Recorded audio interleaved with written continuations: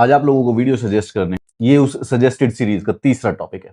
ये topic suggest किया था हर्ष दिवाकर ने, और इसी ने हर्ष दिवाकर और कृतिका जैन इन्होंने मिलके एक पेपर लिखा है, safeguarding national interest evaluating the risk of the defence civil airport proximity. Journal of defence studies नाम की एक मैगजीन होती है, उसमें इन्होंने एक आर्टिकल लिखकर ये बताने की कोशिश की है, तरह से जो सिविलियन एयरपोर्ट्स हैं और जो मिलिट्री एयरबेसेस हैं वो साथ साथ काम करती हैं, और ये एक प्रकार का नेशनल सिक्योरिटी रिस्क हो सकता है।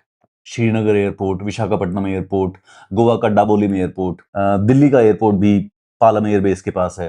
पुणे का एयरपोर्ट जो है वो तो ज्वाइंट सिविल और मिलिट्री हैंडल करते हैं under the control of the air force.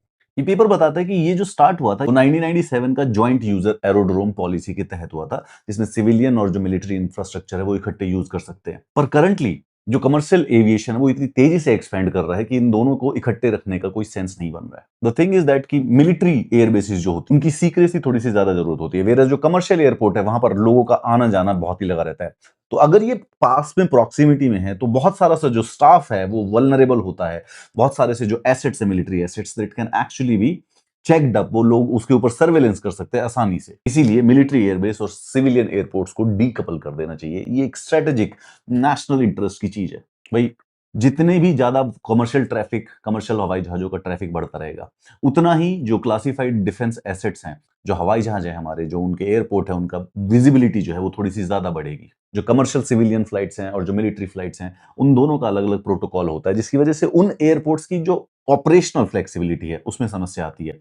साथ ही साथ जितने सिविलियन, क्योंकि भाई एक एयरपोर्ट पर बहुत सारे से लोग काम करते हैं, मतलब एम्प्लॉयज होंगे, कॉन्ट्रैक्टर्स होंगे, पैसेंजर्स होंगे, इनएडवर्टेंटली या फिर मेलिशियसली भी वो इंटेलिजेंस लीक कर सकते। इसी एग्जांपल में ये विशाखापट्टनम का भी एग्जांपल देते हैं। विशाखापट्टनम में कमर्शियल एयरपोर्ट को एक्सपेंड करने से वहां पे नेवी ने थोड़ी सी रोक लगाने की कोशिश की, क्योंकि वहां पर आईएनएस विक्रांत और जो MiG-29 के जहाज हैं वो उनको ऑपरेशनली वहां पर रखने थे, ताकि उनको टोटल एयर स्पेस डोमिनेंस मिल सके। इसका रेजोल्यूशन वही हुआ कि एक dedicated Bhogapuram international civilian airport बन रहा है, 2026-2027 तक बन जाएगा। इसी प्रकार से जो गोवा का डाबोलिम एयरपोर्ट है, वहां पर भी ये किया गया कि एक नया मनोहर पारिकर इंटरनेशनल एयरपोर्ट बना गोवा के अंदर, ताकि जो डाबोलिम से है वहां से ट्रैफिक को धीरे धीरे वहां पर सबमिट कर दी। बेसिकली हर्ष दिवाकर और कृतिका जैन है वो ये कहना चाहते हैं कि भाई टोटल एक 20 साल का प्लान हमें बना लेना चाहिए, जिससे इन दोनों को डीकपल किया जाए, मिलिट्री अलग हो।